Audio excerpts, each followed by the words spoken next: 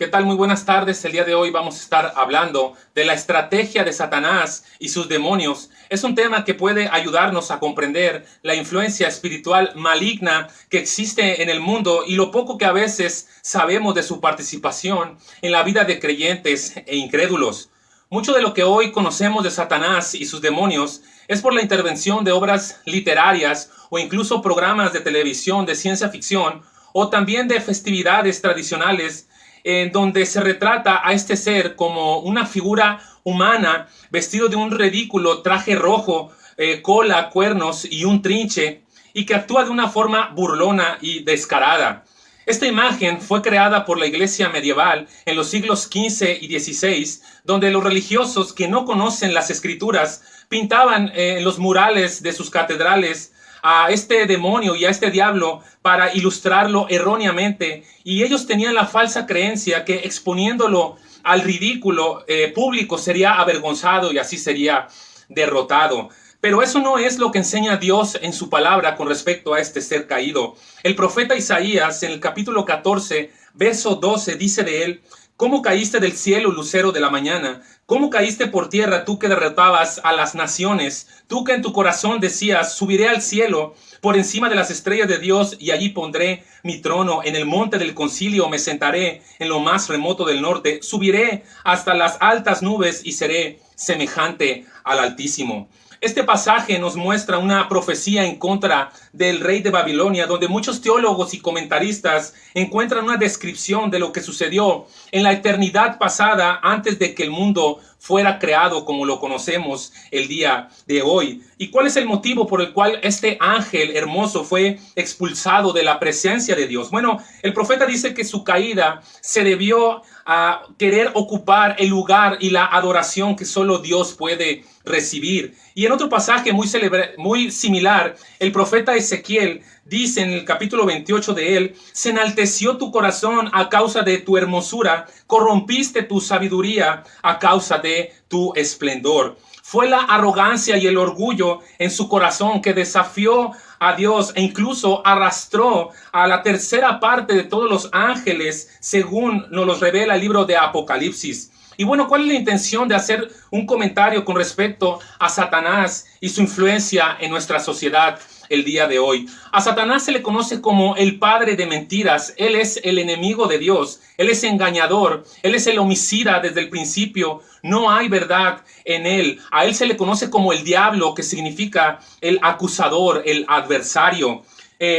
Con sus estrategias mentirosas y engañosas, él es el autor del pecado y de la maldad. De hecho, cuando Satanás introdujo el pecado y la maldad hacia la primera mujer y el primer hombre, hizo dos declaraciones que hasta el día de hoy muchas personas incrédulos o ateos incluso también declaran lo mismo que Satanás, que si Dios no es bueno y que también Dios miente. A raíz de estas dos mentiras, el enemigo ha contaminado con sus engaños las mentes de las personas para que odien las verdades de la palabra de Dios y se alejen de él diciendo lo mismo, que si Dios fuera bueno, la maldad no existiría, o que la Biblia está llena de errores, de mentiras y que fue escrita por hombres. Pero afortunadamente hay una esperanza para todos aquellos que tienen ese mismo pensamiento y que están cautivos a raíz de esta mentira. Por eso es muy necesario que conozcas la actividad de Satanás para poder enfrentar sus ataques y sus engaños. Por ejemplo, contrario a todo lo que se puede llegar a pensar, una de las obras de Satanás y sus demonios es crear religiones mundiales para que falsamente le rindan culto y adoración, como lo dice la Biblia, religiones llenas de idolatría. El apóstol Pablo trata este asunto en su primera carta a los Corintios, capítulo 10, verso 19, donde dice: no estoy diciendo que los sacrificios y las ofrendas y devociones a los ídolos tienen algún valor, ni que los mismos ídolos lo tengan. No, porque esos sacrificios se ofrecen a los demonios y no a Dios. Y no quiero que ustedes compartan con los demonios.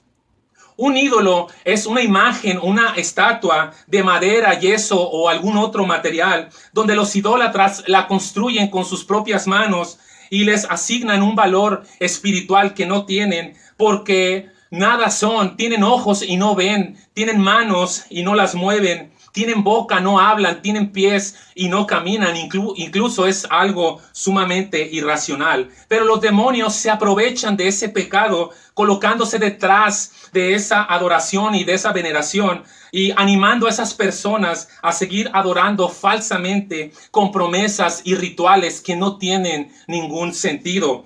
Cuando el Señor Jesús anduvo aquí en la tierra ministrando y cumpliendo la obra de Dios y predicando el evangelio de salvación, dice la Escritura que Él sanaba enfermos y liberaba de demonios a las personas que lo tenían. De hecho, en el evangelio de Marcos capítulo 1 se registra un acontecimiento asombroso donde una persona estaba poseída por un espíritu maligno y que se encontraba incluso en una reunión religiosa de la época, y cuando este endemoniado observó la llegada de Jesús al lugar, le dijo en Marcos 1:24: ¿qué quieres de nosotros, Jesús de Nazaret? ¿Has venido a destruirnos? Yo sé quién eres tú, eres el Santo de Dios. Pero Jesús le reprendió al espíritu maligno y le dijo: cállate y sal de ese hombre. Luego el espíritu maligno salió del hombre, dio un gran grito y salió de él. Culturalmente para nosotros es impensable que Satanás y los demonios estén a favor de las religiones, pero la Biblia nos muestra que una de las principales estrategias efectivas del diablo es crear una religión grande e idólatra para engañar al mundo. Y el apóstol Pablo trata este asunto en la Biblia en su segunda carta a los Corintios capítulo 11 verso 13, donde dice: ellos son falsos apóstoles porque son trabajadores que engañan a la gente haciéndose pasar por apóstoles de Cristo y no lo son. Eso no nos sorprende porque Satanás también se disfraza de ángel de luz. Entonces es natural que los servidores de Satanás pretendan aparecer como los servidores del bien. Sin embargo, al final ellos recibirán el pago por sus perversas obras. Entonces es evidente en la Biblia que podemos percatarnos que muchos religiosos se disfrazan con una apariencia de pureza y de blancura, cuando en realidad son manipulados para engañar con enseñanzas falsas. Y esto mismo es comprobable cuando el mismo Pablo le dice a Timoteo en su primera carta, capítulo 4, verso 1, donde dice: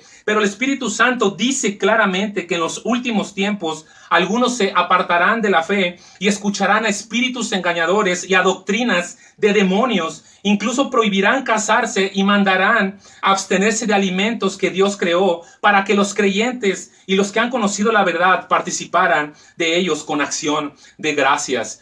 Hay religiones paganas e idólatras que prohíben a sus ministros casarse y comer ciertos alimentos en cierta época del año, pero es evidente que esas enseñanzas, como dice Pablo, son enseñanzas de demonios y que siempre querrán aparentar ellos una santidad hipócrita y que es motivada por lo mismo, por el orgullo y la arrogancia que el mismo Satanás infunde en esos ministros. Para nosotros, los creyentes que no tenemos ninguna religión, sino tenemos una relación verdadera con Jesús, con el Dios vivo de la Biblia, la obra que el Señor hizo en la cruz del Calvario es suficiente y tiene poder para salvar a todos. Y sabemos con suma certeza que esa obra en el Calvario, el diablo fue derrotado y los demonios también. En Hebreos, en la carta a los Hebreos, capítulo 2, verso 14, dice que Jesús se tuvo que hacer carne y hueso. Solo así pudo morir y con su muerte derrotar al diablo, quien tenía el imperio de la muerte. Y Jesús se hizo hombre para liberar a todos aquellos quienes habían estado esclavizados por toda la vida por temor a la muerte. Entonces, nosotros sabemos que la victoria de Jesús en la cruz fue que al resucitar al tercer día de la tumba de una manera sobrenatural y por el poder del Espíritu Santo, exhibió públicamente a los poderes malignos que operan en esta tierra.